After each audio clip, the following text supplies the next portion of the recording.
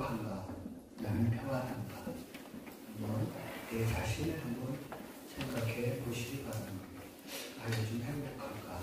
나 요즘 평안한가?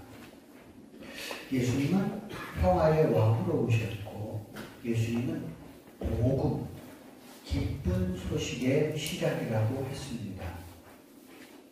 그러면 예수님을 믿으면 예수님을 믿고 있는 나는 행복해야 되고 평화가 있어야 됩니다.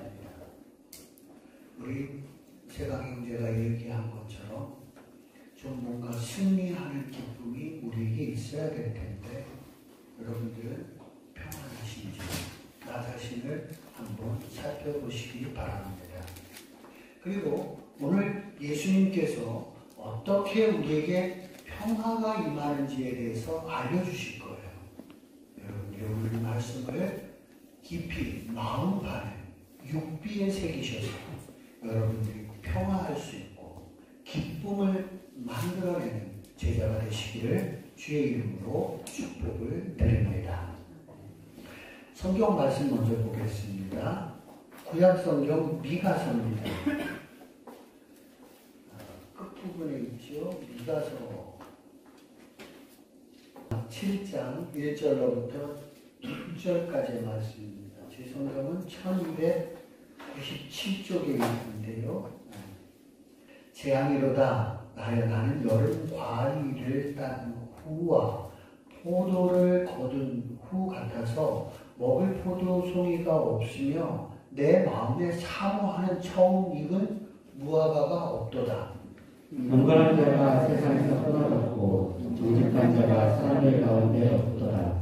우리가 다 피를 흘리려고 매복하며 각기 그물로 형제를 잡으려 하고 두 손으로 악을 부지런히 행하는도다. 그 지도자와 재판관은 뇌물을 구하며 권세자는 자기 마음의 욕심을 말하며 그들이 서로 결합하니 그들의 가장 선한 자라도 가시받고 가장 정직한 자라도 찔레 울타리보다 더하도다. 그들의 하석권들의 날 곧 그들 가운데 형벌의 날이 임하였으니 이제는 그들이 요란합니다. 너희는 이웃을 잊지 말며 친구를 의지하지 말며 내 품에 누운 여인에게라도 내 입의 문을 지킬지어다. 아들이 아버지를 멸시하며 딸이 어머니를 대적하며 며느리가 시어머니를 대적하니 사람의 원수가 곧 자기의 집안 사람이로다. 3000년 전 이스라엘의 상황인데요. 그때 당시에도 샬롬, 평화가 없었다는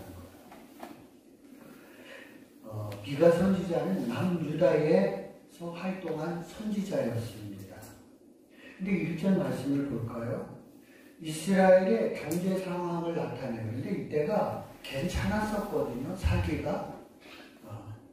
역사적으로 그렇게 보면 이스라엘 역사 속에서 괜찮은 경제 상황이었는데 그런데 이 선지자가 본 세상은 어땠느냐면 여름에 포도를 수확했고요.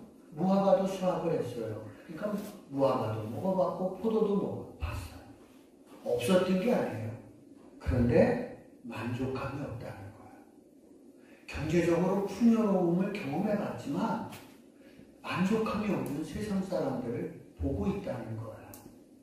2절 볼까요? 사회상을 나타내고 있어요. 경건한 자가 끊어졌고 정직한 사람이 없는 사회라고 합니다. 다 피를 흘리려고 매복하여 그물로 형제를 잡으려고 하고 있다. 참 살벌한 거죠. 내 경제는 좀 괜찮지만 사회적으로는 그렇게 편하지 않은 세상의 모습을 보이고 있다는 겁니다. 정치 지도자들을 볼까요? 지도자들의 모습은 어떠냐? 3절이에요. 지도자와 재판관은 뇌물을 구하며 권세자는 욕심을 부리고 있다는 거예요. 좀 지도자는 모범을 보여야 될 텐데 지도자들에게서 그런 모습을 찾을 길이 없어요. 그러니까 참 난감한 거죠. 난감한 그런 모습이 그려지고 있습니다. 6절 볼까요? 가정의 모습이에요. 아들이 아버지를 멸시하며 딸이 어머니를 대적하며 며느리가 시어미를 대적하리니 사람의 원수가 곧 자기의 집안 사람이로다. 원수가 자기 집안에 있대요. 3000년 이스라엘의 상황인데 오늘 우리 사회와 좀 비슷한 느낌을 받습니다. 평화, 행복, 그것이 3000년 전에도 없고 지금 우리 사회도 자세히 들여다보면 그 안에 평화와 샬롬, 평화와 행복, 참된 기쁨이 없는 사회를 우리도 경험하고 있다는 겁니다. 그럼 우리 한번 볼까요?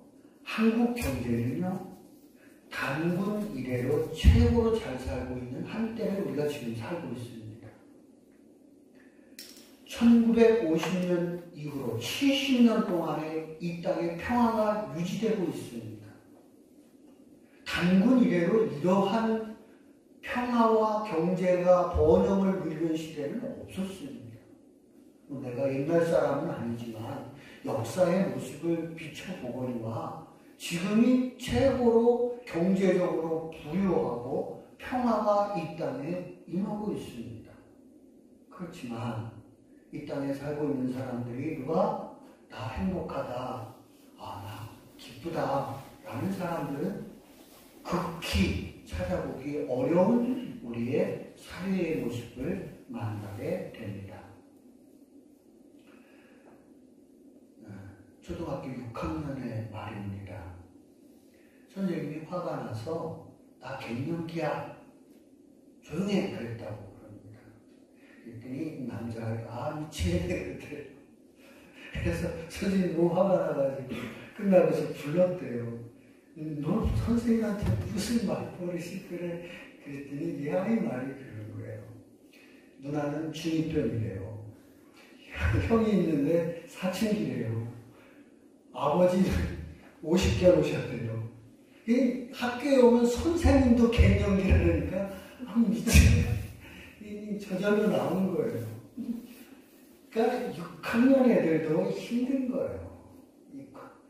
지금 지난주에 우리 청년들 얘기했잖아요. 청년들, 주위랑 어린이들, 어른들 모두가 기쁨이 없는, 평화가 없는 시대에 지금 우리가 살고 있는 것을 보게 됩니다. 우리 지난주 청년 문제를 다뤘어요. 청년들의 특징이 보면 현대인들의 청년의 특징이 70년 되겠죠. 청년들의 특징이 뭐냐면 점점 땅속으로 기어들어간다는 거잖아요. 그 다음에 청년들이 교회에서 도망가고 있다는 말이었어요. 그런가 하면 청년들은 소통이 되지 않는다, 불통된다 그래서 단절된 세상에서 청년들이 고립감을 느끼고 살아가고 있다라고 지적을 하고 있습니다.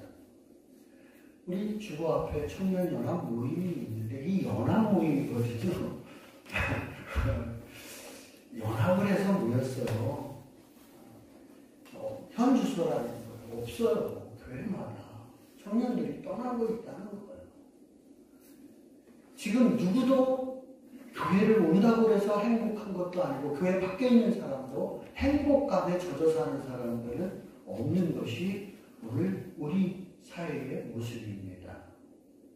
나후에는요, 상처 입은 치유자에서 1970년대의 미국 시대의 상황을 반영하고 있습니다. 1970년대의 미국 아주 잘 나가던 시대입니다. 우리 한국 사람들도 이때 많이 이민을 가셨어요. 우리 목동교회 목회자들 중에 그죠? 상당 요때 목회하셨던 분들 다 미국 이민 가셨잖아. 그러니까 꿈의 나라였어요. 그런데 그곳에 실제로 미국에 살고 있었던 사람들은 어땠느냐 하면 나우엔이 봤을 때는 실제 미국 시민들은 소망이 없었다. 행복하지 않았다. 다른 나라에서 볼 때는 이민자들의 눈에는 부러웠지만 실제 미국 시민권자들 중에 상당수는 불행함을 느끼는 시대가 1970년대였다라고 이야기를 하는 거예요. 그러면서 나후에는 우리가 이렇게 불행하다고 행복이 없는 이 시대에 우리가 어떻게 하면 행복해질 수 있는지에 대해서 쓰고 있는 책이 바로 상처 입은 치유자라는 책입니다. 예수님은 평화의 왕으로 오셨고요. 복음, 기쁨의 시작이라고 했습니다. 그러면 정말 예수님께서는 어떻게 복음, 기쁨을 만들어 가고 계시는지를 우리가 좀 한 일면을 살펴보고요. 여러분들도 꼭 2024년에는 복음의 시작, 행복한 삶이 여러분들의 삶에서, 가정에서 경험되기를 주의 이름으로 축복을 드립니다. 누가복음입니다. 누가복음 8장 22절에서 25절입니다. 하루는 제자들과 함께 배에 오르사 그들에게 이르시되 호수 저편으로 건너가자 하시매 이에 떠나 잠이 드셨더니 마침 광풍이 호수로 내리치매 배에 물이 가득하게 되어 밑에 앉으라. 제자들이 나와 깨우며 이르되 주여 주여 우리가 죽겠나이다 한데 예수께서 잠을 깨사 바람과 물결을 꾸짖으시니 이에 그쳐 잠잠하여 지더라. 제자들에게 이르시되 너희들이 어디 있느냐 하시니 그들이 두려워하고 놀랍게 여겨 서로 말하되 그가 누구에게 바람과 물을 명하여 순종하는가 하더라. 예수님 당시도 살기 힘들 시대라고 여러 차례 말씀을 드렸습니다. 이스라엘은 정치적으로 로마의 속국이었고요. 경제적으로는 과중한 세금으로 고통이 심했습니다. 반란이 일어날 만큼 힘들었습니다. 사회적으로는 출산한 여인에게 방 하나 빼주지 않을 만큼 각박한 세상이 바로 이스라엘의 민심이었습니다. 이런 시대에 살아주셨던 예수님은 어떻게 복음의 시작, 기쁜 소식을 예수님은 어떻게 만들어가는가? 우리도 이 비결을 배우셔서 내 삶이, 목사님, 내 삶이 안 그런데요? 예, 그렇습니다. 그런데 그 삶의 현장에서 여러분들이 복음, 기쁜 소식을 만들어내는 예수님의 제자들이 되시기를 주님의 이름으로 부탁을 드립니다. 첫 번째 22절의 말씀 보십시오. 예수님께서 호수 저편으로 건너가자고 하십니다. 예수님은 가시고자 하는 분명한 방향이 있었습니다. 마찬가지입니다. 나에게도 목표가 분명히 있어야 합니다. 물놀이와 수영은 다른 겁니다. 수영은 목적이 있습니다. 운동이다, 스피드, 시간을 단축하겠다 하는 목적이 분명합니다. 이 목적을 이루기 위해서 배우기도 하고 개선하기 위해서 코치를 찾아가기도 하고 노력을 합니다. 여기에서 얻는 기쁨이 있습니다. 그러나 반면에 물놀이는 1년에 한두 번 경험하는 것으로 끝납니다. 수영은 그렇지 않습니다. 매일 이러한 훈련을 통해서 또 운동을 통해서 이 기쁨을 경험하게 됩니다. 그래서 운동은 중독성이 있습니다. 맛을 알으면 계속하게 되는 거라는 거죠. 목표가 있어야 된다는 겁니다. 그 목표치가 있어야만 내가 평가를 할 수 있다는 거죠. 내 목표가 있어야 된다. 사도 바울도 그런 말씀을 하셨습니다. 표대를 향하여 달려가노라. 사도 바울은요, 사람들의 박수에 기대를 하지 않았습니다. 사람들로부터 또 주변 동역자들로부터는 많이 따돌림도 받으셨던 분이 사도 바울이십니다. 그런데 사도 바울에게는 분명한 목표가 있어요. 당연히 있어요. 나는 하나님으로부터 상을 받기 위해서 나는 달려간다. 네, 달리다 보면 나를 야유하는 사람도 있고 뭐 여러 가지 어려움도 있겠지만 개의하지 않는다는 거예요. 그런 거에 다 개의하면 어떻게 목표치를 가겠어요? 개의치 않는다. 나는 하나님을 상을 향해서 나는 표대를 향하여 달려간다라고 사도 바울은 목표를 분명히 하고 있는 것을 만날 수가 있습니다. 23절입니다. 제자들이 그 목적지를 향하여 가는 도중에 뭘 만나느냐? 광풍을 만나는 것을 봅니다. 살아가면서 어려움을 당하지 않고 살아가는 사람은 이 지구상에 단 한 명도 없습니다. 믿는 사람이든 믿지 않는 사람이든 누구나 한 번쯤은 장애물을 만나게 되어 있어요. 장애물 없이 가는 사람이 어디 있겠어요? 누구나 장애물은 만나게 되어 있습니다. 그런데 이제부터가 중요합니다. 여기서부터 이제 뭐가 분류가 돼요. 뭐냐면 장애물에 넘어지는 사람은 실망하게 되는 거고, 장애물을 극복하는 사람은 기쁨을 경험하게 되는 거죠. 분류가 되는 거예요. 이거는 믿는 사람이나 믿지 않는 사람은 똑같은 거예요. 사람이 살아가다 보면 분명히 목표를 향해서 가게 되는데 어떤 장애물은 나타나게 돼 있어요. 근데 그 장애물을 만났을 때 넘어가느냐, 넘어가지 못하느냐에 따라서 분류가 된다.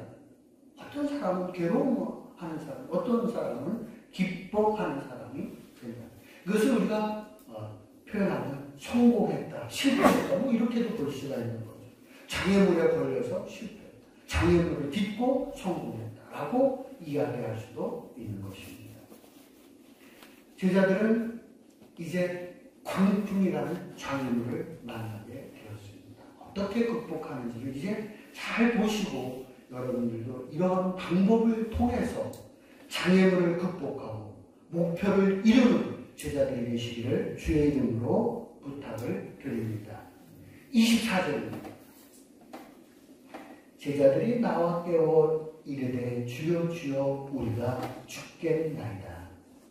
예수님을 흔들어 깨우는 것을 봅니다.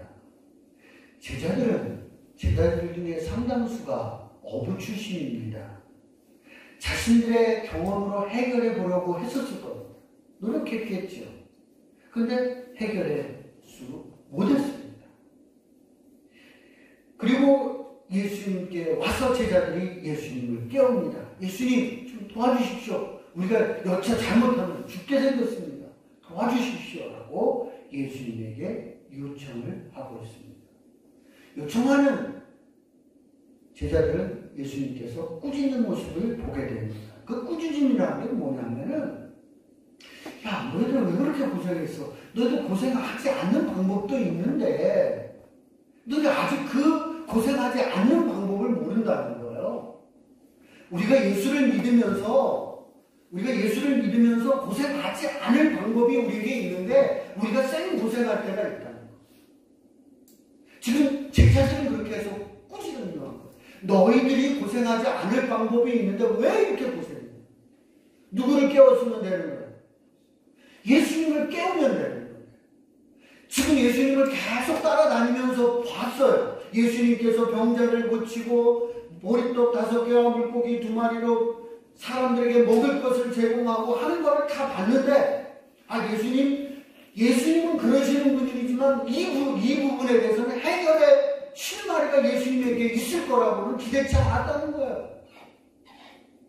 남의 일로 생각하는 거예요. 나하고 상관없는 일로. 왜 너희들은 맨날 그렇게 이분법적으로 나에게 요청을 했어야지. 내가 너 옆에 있는데, 네가 나를 예수로 믿는데 너는 왜 나에게 요청하지 않고 너는 이 고생 네 힘대로 해보려고 그렇게 몸부림을 치냐라고 예수님께서 제자들을 꾸짖고 있는 것입니다. 예수님과 동행을 하면서도, 예수님과 같이 있으면서도 예수님께 도움을 요청하는 것을 잃어버린 제자들, 찾지 못하는 제자들을 예수님께서는 꾸짖고 있는 것을 보게 됩니다. 25절 말씀 보겠습니다. 제자들은 두렵게 여기며 놀랍게 여기더라.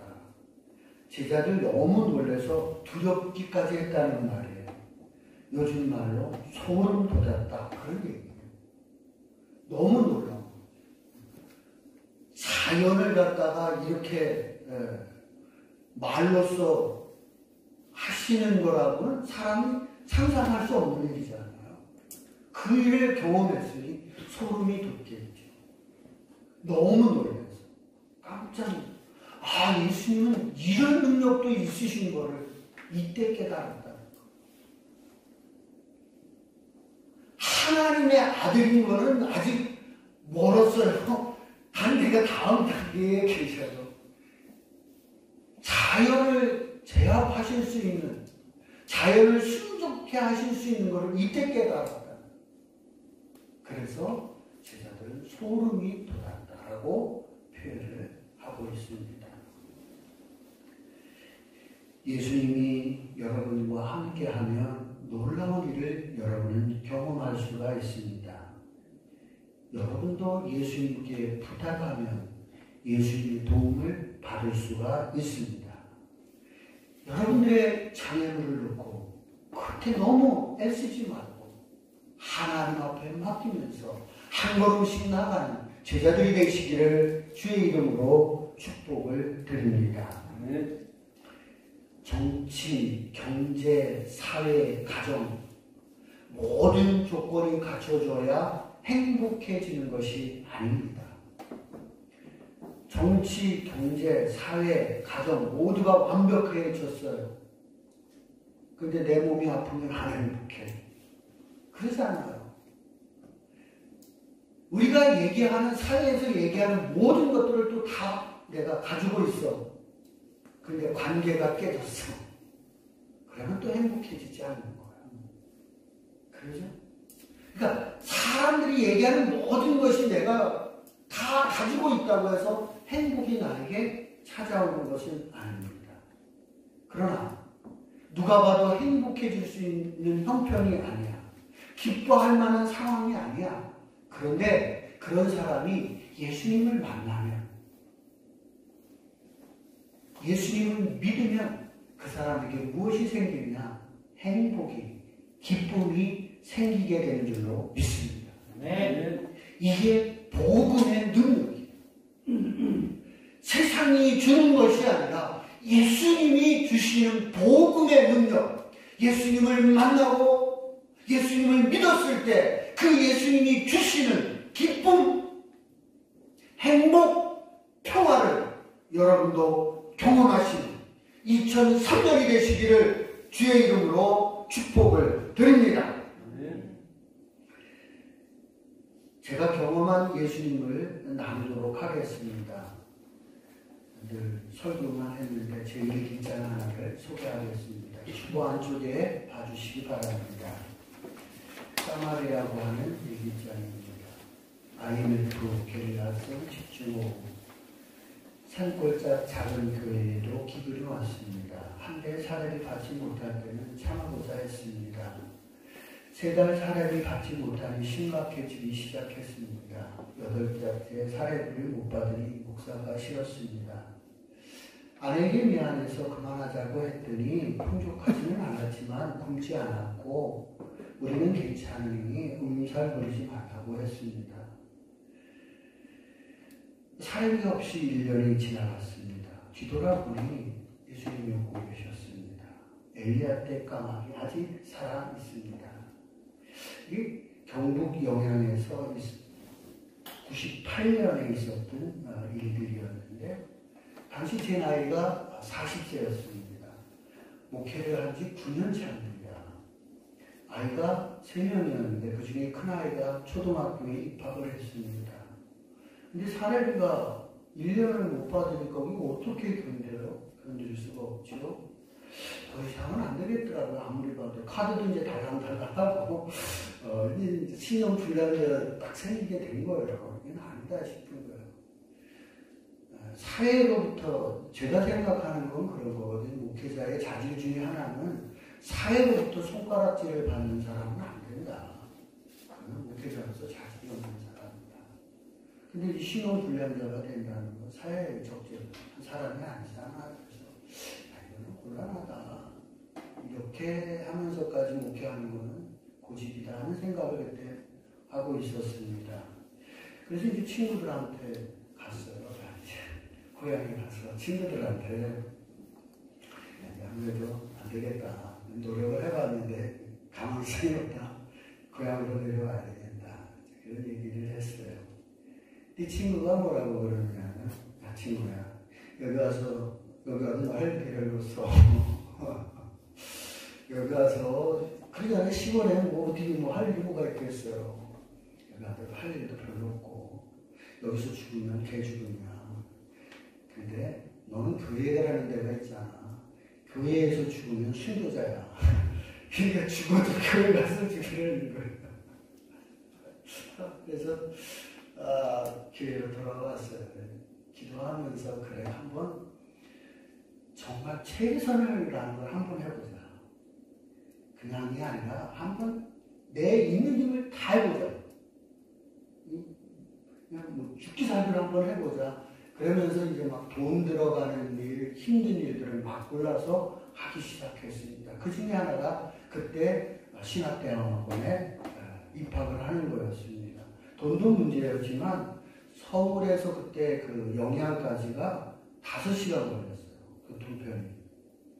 꼬불꼬불한 길을 5시간 이렇게 오는가 학교에 오면 차가 계속 가. 의자에 앉아있는데도 가봐. 브레이크 밟고 앉아서 5시간의 시간들을 이렇게 보냈었습니다. 토요일 날은 안동대학에 내려가가지고 선교단체 학생들을 데리고 와서 일반을 하면서 전도를 하고 학생들을 갖다가 학생부회들을 드렸습니다. 그때 제가 이 말씀, 우리 엘리야의 말씀을 깨닫게 됐습니다. 엘리야가 그리 신학가에 있었는데 까마귀가 와서 먹을 것을 날라다 주지 않아요? 생각해보세요. 까마귀가 날라오는 떡하고 고기가 얼마나 컸겠어요? 작은 거였잖아요. 그런데 엘리야가 그거를 먹고 견뎌가는 모습을 봤습니다. 제가 영양에서 1년 이렇게 보내면서 정말 하나님의 놀라운 경험을 하게 됩니다. 까마귀가 날라오는 떡과 까마귀가 날라오는 떡이 저에게 있었습니다. 그게 없었으면 견딜 수가 없죠. 정말 풍족하지는 않았지만 굶어 죽지 않을 만큼 항상 누군가가 나에게 무언가를 보내주는 거였었어요. 저는 그때 까마귀가 날아오는 신기한 경험을 체험했습니다. 풍족해서 기쁜 것이 아니라 살아있는 게 기쁜 거예요. 살아있는 게. 내가 목회를 계속하는 게 기쁜 거예요. 목사라고 하는 뭐 그런 것이 아니라 이 하나님의 놀라운 그 역사들이 그 영향의 그 골짜기에서 내가 경험하니까 너무 기쁘고 감사했습니다. 그때 저는 하나님과 인격적인 만남이 그곳에서 저는 일어났었습니다. 그 이전에는 내가 배운 것, 내가 알고 있는 걸 전하는 거였어요. 근데 이 경험을 한 이후에는 예수님의 복음이 시작이라고 했던 것처럼 저도 그 경험을 했기 때문에 그 이후로 저는 내가 복음이라는 말을 쓰기 시작했습니다. 나도 그 복음, 기쁜 소식을 나도 체험한 거예요. 사랑하는 성도 여러분도 이거를 경험하시길 바랍니다. 이게 행복해지는 거예요. 막 풍족해서 행복한 게 아니고요. 막 누려서 행복한 것이 아니고 작은 것 하나하나가 그저 행복하고 즐거웠던 영양의 시절, 목회의 시절이 저는 생각이 납니다. 2023년 목동교회 모든 제자들이 내가 복음을 경험하는 그런 제자들이 되시기를 주의 이름으로 축복을 드립니다. 네. 적용입니다. 이제 오늘은 그렇게 살았어요. 이제 내일이 걱정이 됩니다. 내일은 어떻게 살아야 되는지 한번 살펴보도록 하겠습니다. 마태복음 6장 31절 34절입니다. 그러므로 염려하여 이르기를 무엇을 먹을까 무엇을 마실까 무엇을 입을까 하지 말라. 이는 다 일반인들이 구하는 것이라. 너희 하늘 아버지께서 이 모든 것이 너희에게 있어야 할 줄을 아시느니라. 그런즉 너희는 먼저 그의 나라와 그의 의를 구하라. 그리하면 이 모든 것을 너희에게 더하시리라. 그러므로 내일을 위하여 염려하지 말라. 내일이 염려할 것이요 한 날의 괴로움은 그날로 족하니라. 사람들은 모두 오늘 무엇을 먹을까 무엇을 마실까 염려하며 걱정하고 살아가고 있습니다. 근데 예수님께서 말씀하십니다. 너는 그런 것을 걱정하지 말고 먼저 그의 나라와 그의 의를 구하라 했습니다. 이 무슨 말이에요? 의라고 하는 건 하나님이 기뻐하시는 것. 또 하나님의 나라의 확장. 그거를 먼저 생각하라는 이야기입니다. 그것을 너의 목표로 삼으라는 거예요. 너는 먼저 하나님의 나라의 확장을 위해서 무엇을 해야 될지를 생각해보고 하나님이 기뻐하시는 일은 무엇인가를 먼저 생각해보는 그러한 제자의 삶을 살아가라고 예수님께서 말씀을 하고 있습니다. 우리는 하나님을 주인이라고 우리는 하나님을 고백합니다. 하나님은 내 인생의 주인이십니다. 주되십니다. 라고 우리 고백하고 있지 않아요? 그러면 주인이 일을 시켰습니다. 우리 여기 일 나가는 사람들이 직장도 마찬가지예요. 일 나갔어. 그러면 뭐 줘요? 먹을 거 주지 않아요? 그 다음에 일 끝나면 뭐 주세요? 일 딴 거 주지 않아요? 월급 주지 않아요? 네. 내가 믿고 있는 그 주인 되신 주 되시는 그분 앞에 먼저 그분의 일을 했어. 그분이 기뻐하시는 하나님 나라의 확장을 위해서 하나님이 기뻐하시는 일을 내가 했어. 그럼 주인께서 뭐를 주신다는 거예요? 너 먹을 것도 준다. 너 월급도 준다. 하나님이 그렇게 해주신다. 너는 입으로 주라고 얘기하면서 왜 주인 되시는 그분이 기뻐하시는 일, 그분이 원하시는 일들을 너는 하지 않느냐? 너는 먼저 네가 주라고 고백하는 그 하나님이 기뻐하시는 그 일을, 그러면 너의 주 되시는 그 하나님께서 너에게 먹을 것도 주시고 마실 것도 주실 것이고 뿐만 아니라 월급도 주실 것이다. 먼저 그 나라와 의를 구하라고 말씀을 하십니다. 자, 오늘은 그렇게 저렇게 살았단 말이에요. 내일은 어떻게 돼? 예수님이 다시 말씀하십니다. 내일 네가 걱정해서 될 일이 아무것도 없다는 거. 여러분들 생각해 보십시오. 내일 일들에 대해서 여러분 걱정한다고 될 일이나 있습니까? 없습니다.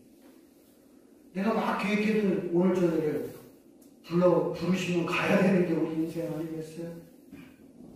우리가 계획하는 게 되는 게 아닌 거예요. 그러면 내일 일은 어떻게 하라는 거예요? 내일의 주인 되시는 분이 있다. 내일의 주인은 누가 되시나요? 하나님이죠. 그러니까 내일의 주인 되시는 그 하나님 앞에 맡기라는 거예요. 내일 일에 대해서 염려하지. 내일의 주인 되시는 그분께 맡기고 오늘 너는 뭐 하라는 거예요? 하나님이 기뻐하시고 하나님이 바라시는 그 일을 좀 하라는 거예요. 그러면 하나님께서 너희에게 먹을 것을 주시며 너를 행복하게 하시고 기쁘시게 하시는 일들을 내가 경험할 거라고 예수님께서는 말씀하고 있습니다. 2023년 목동교회 모든 성도들이 복음의 시작이 일어나기를 바랍니다. 여러분들이 지금 시작하십시오. 여러분들에게서 시작을 해서 여러분들이 기쁜 소식을 일주일에 하나씩만 만들어도 매일 만들면 좋겠지만 그건 간두고 일주일에 하나씩만 만들어도 이 교회가 행복 덩어리예요. 그렇지 않아? 기쁜 덩어리도 교회 되는 거예요. 숫자에 연연하지 마세요. 이제 우리 경험했잖아요. 허수가 많아요. 네. 불러 모은 수는 허수예요. 진짜는 이거를 경험해야 돼요. 여러분들이 복음을 경험해서 기쁨을 만들어내는 제자가 되시기를, 진짜 박이 제자가 되시기를 주의 이름으로 축복을 드립니다.